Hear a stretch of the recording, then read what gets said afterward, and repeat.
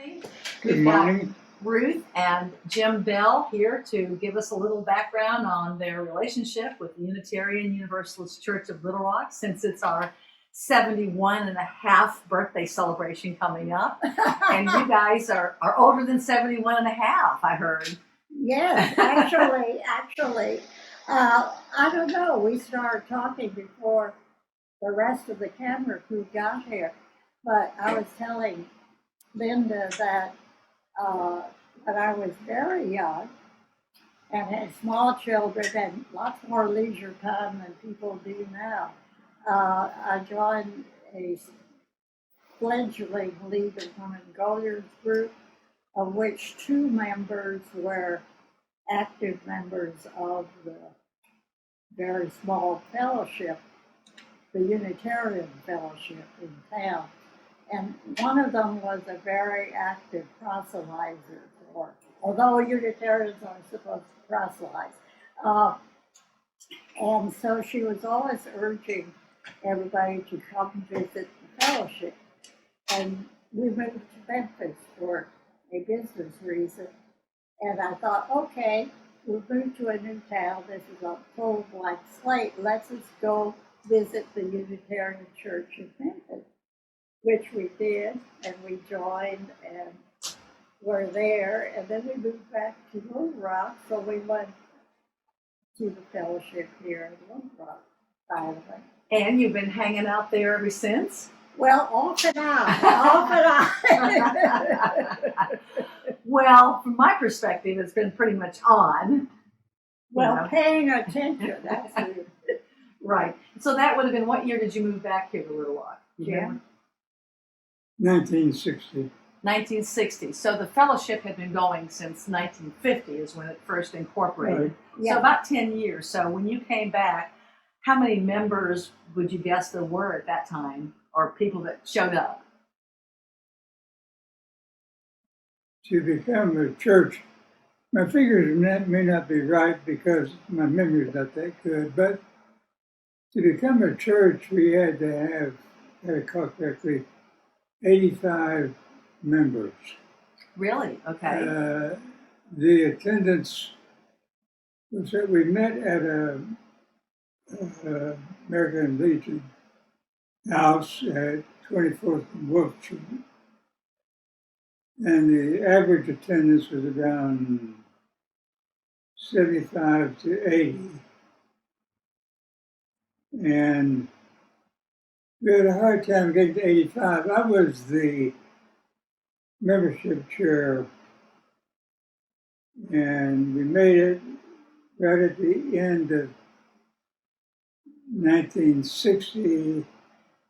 I think in 1961, in the early months of the year, we became a church. So you went from being a fellowship to a church. Fellowship to church. Mhm. And Ruth, you were saying earlier that you had lots of kids that were involved at Oh, that yes, time. this was back in the time when everybody got married, almost everybody, and they had numbers of children because there were probably, and because we had at that time 3 children, I would spend a lot of time in the basement of the American Legion. American Legion, which also meant that their bar was in the basement.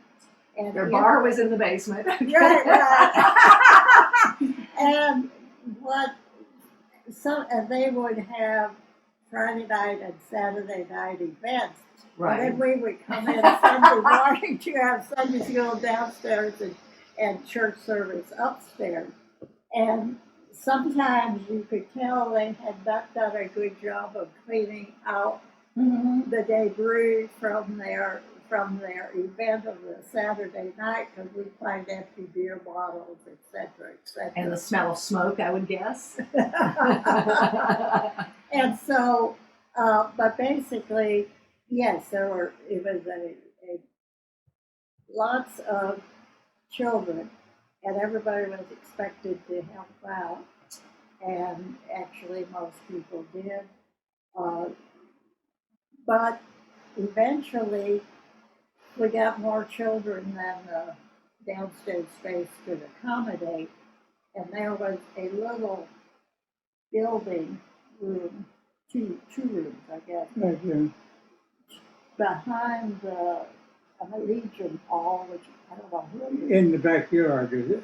Okay. Yeah. Couple And of so small buildings back there. Small so- building, is it?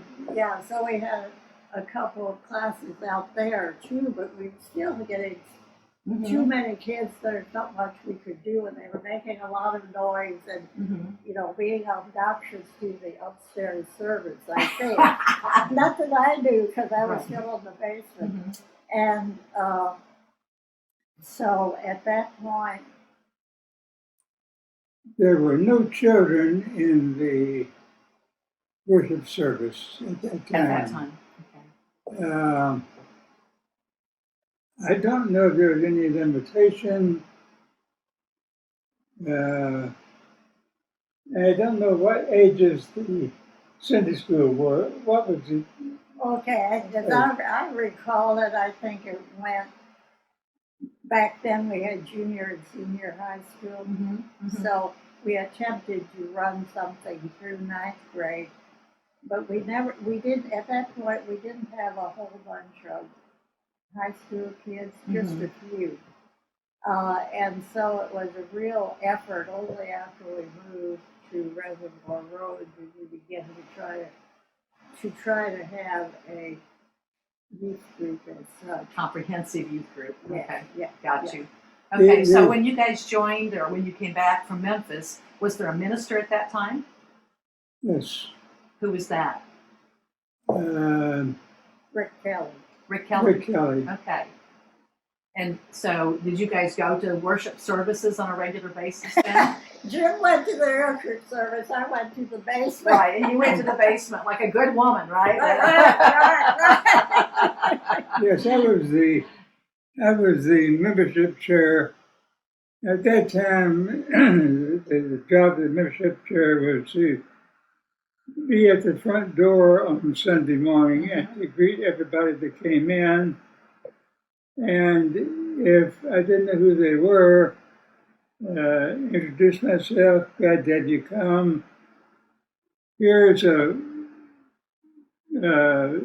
folder about the church, and give them that. And one lady came in who seemed to be quite old at that time. And I had her photo said, young man, this is years ago, she said, I'm one of the founding members of this group. And she was not abused. Who was she? Do you remember her name? Mrs. Kramer, I think. Okay. Mrs. Kramer. Grammar. Say it again. Grammar. Grammar. I think. Okay. And again, I'm not sure, this is all from memory. Okay. So there you were as membership chair welcoming everybody. So everybody, like you said, everybody did everything at that time. Yeah, pretty There much. wasn't much, people-wise, that so everybody had to do everything. Yeah. Well, the house was very small, and if you came, you were involved because of the space. I mean, there was no way to not be involved. So, is there anything you want to add to that in terms of your Okay, let's go recollection? back to Okay. Rick Kelly and give him credit Okay. for it. Good preacher that he was. He really was a very thoughtful person, and he would work very hard on his sermons, which were truly outstanding, and which the small fellowship really appreciated his good sermons, and were not particularly critical of the fact that he didn't have much skill with visiting people in hospitals.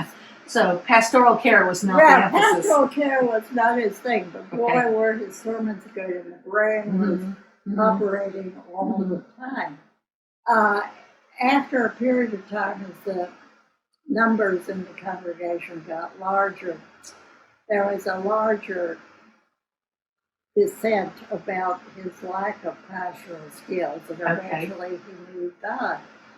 But the sermons were outstanding, And by then I was getting to the service side. Then you come out of the basement. Yeah, I got out of the Okay. basement. When Okay. we moved to Okay.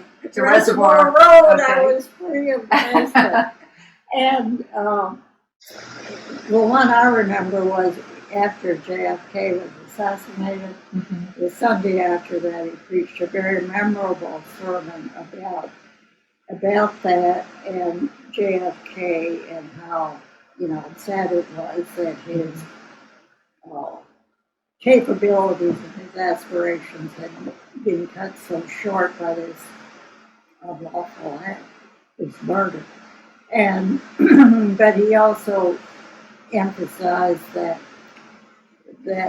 in a sense JFK had accomplished a lot during his life, and even in his death he made it a memorable event that would encourage people to continue his legacy, which I thought was probably, at this point, maybe a pretty ministerial message, but it meant a lot, at least to me at that time, and I think to the other members of the congregation. Kelly was very good on the sermons. We had a religion editor at the Gazette Who was a member. named Oh, wow. Betty Jo Bettinger. Uh-huh. And Rick gave a series of 7 sermons called The 7 Unmentionable Topics. The only 2 I recall are euthanasia and abortion. Mm. And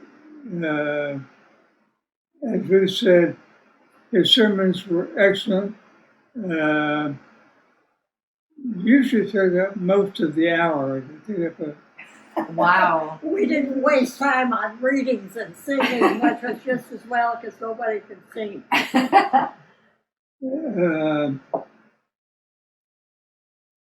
And